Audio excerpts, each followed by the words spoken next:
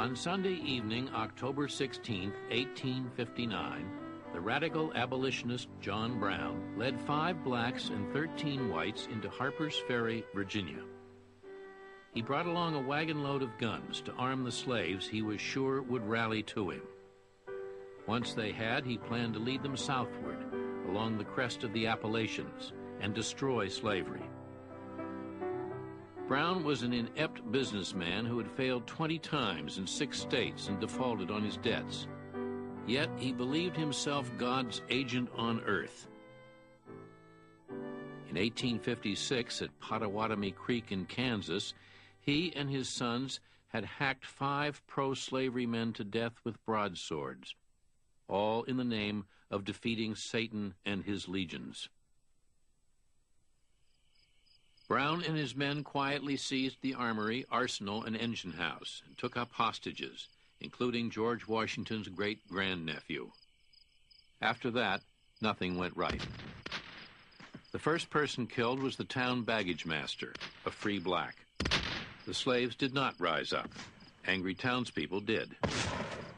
The first of Brown's followers to fall was Dangerfield Newby, a former slave.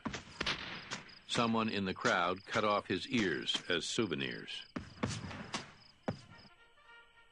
On Tuesday morning, federal troops arrived from Washington, led by a U.S. Army Colonel, Robert E. Lee. Lee's men stormed the engine house, and 9 more of Brown's men were killed, including 2 of his sons.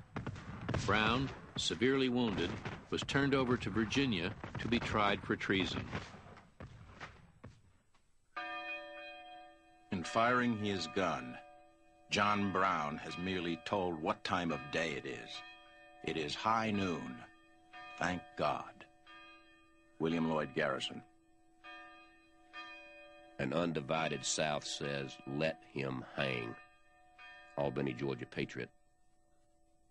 Virginia found Brown guilty and sentenced him to death.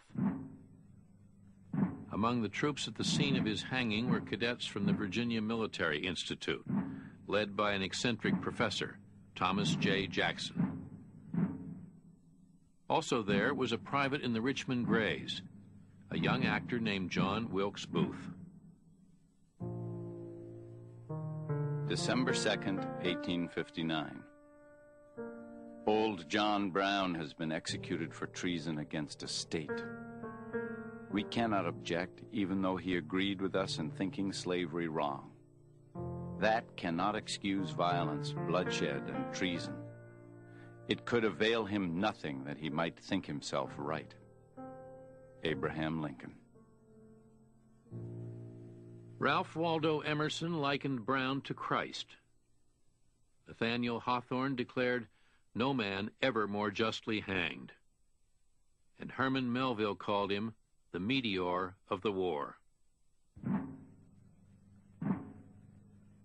Brown had said nothing from the gallows, but he did hand one of his guards a note.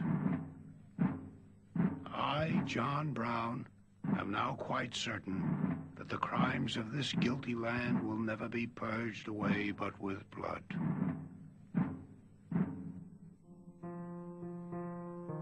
His zeal in the cause of freedom was infinitely superior to mine. Mine was as the taper light. His was as the burning sun. I could live for the slave. John Brown could die for him.